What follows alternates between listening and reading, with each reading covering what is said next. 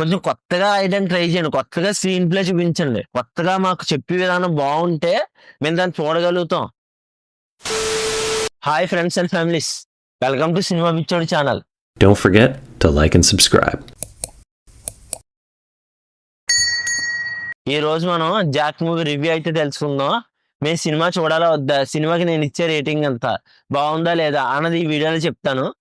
కానీ నాకైతే first thing చూసినప్పుడు డీజే టిల్లు స్క్వేర్స్ ఈ టైప్ ఆఫ్ యాక్టింగే కనబడిందండి సిద్ధు జొన్నలగడ్డ దగ్గర. ఆయన యాక్టింగ్ మార్చాలండి ఇంకొంచెం. ఎందుకంటే ఇంకొంచెం కొత్త కాన్సెప్ట్లు ఎంచుకుంటేనే గానీ ఆయన యాక్టింగ్ మారదు. ఎందుకంటే స్పై థ్రిల్లర్ అనేది చెప్పే స్పై అని. కానీ పెద్దేం లేదండి సినిమాలో అసల. వెళ్ళినప్పుడు చాలా హైప్‌గా అందరూ హైప్ చేసినట్టుగా అటు ఇటుగానే ఉంది. ఇంక ఎంతకాలం ఇదేనేంటండి? బొమ్మరిల్లు భాస్కర్ ఉన్నారు. ఆయన previous cinema 'most eligible bachelor' తీశారు. కొంచెం బానే ఉంది. కానీ ఇందులో కొత్తగా ట్రై చేద్దాం అన్నాడు. కొత్తగా ఏం ట్రై చేశారో నాకు అర్థం అవుతలేదు. స్టోరీ ఒకటే కొత్తగా ఉంది. అతన్ని చూపించే విధానం గాని, స్క్రీన్ ప్లే మనకు చెప్పే విధానం అదంతా బాలేదండి. డైలాగులు కొంచెం పర్లేదు. ప్రకాష్ రాజ్ గారి యాక్టింగ్ కూడా పర్లేదు. కొంచెం బానే ఉంది. కానీ నాకు మధ్యలో కొన్ని కొన్ని సార్లు ప్రకాష్ రాజ్ గారు వేరే డ్రెస్ చేసుకురాగానే ఎందుకు ఏసుకొత్తాడో తెలీదు. మధ్యలో ఈడెందుకు వత్తాడో తెలీదు. అసలు ఏం జరుగుతుందో తెలీదు. లాస్ట్‌లో విలనొచ్చి ఎందుకు చచ్చిపోతాడో తెలీదండి. అంత ఈజీగా నాకు అర్థం అవుతుంది. ఏదో చెప్పేయాలి, చూపించేయాలి, మేమేదో తీసాం అదిరిపోద్ది ఆ డైలాగులు అనుకున్నారు. ఏం లేదండి సినిమాలో. కొంచెం కొత్తగా ఐటెమ్ ట్రై చేయండి. కొత్తగా స్క్రీన్ ప్లే చూపించండి. కొత్తగా మాకు చెప్పే విధానం బావుంటే మేము దాన్ని చూడగలుగుతాం. అంతేగాని ఏదో రహస్యం అది చూపించేద్దాం, ఏదో చేద్దాం అనుకుంటే అవ్వదండి.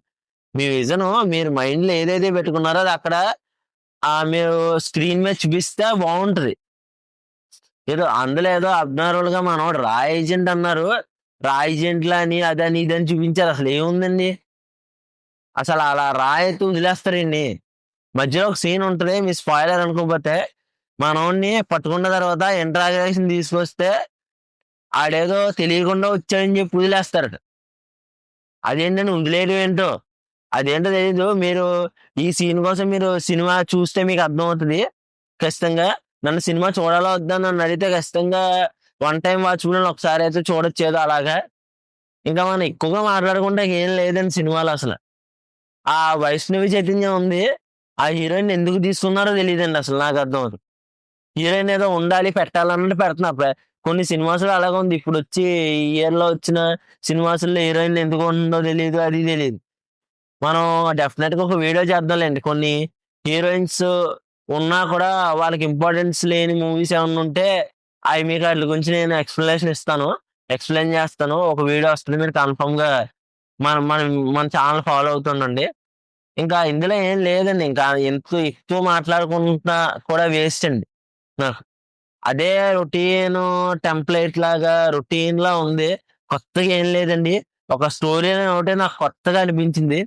అంతకు మించి ఇంకేం లేదు. ఇంకా సినిమాకి నేనిచ్చే రేటింగా అని అడుగుతారా?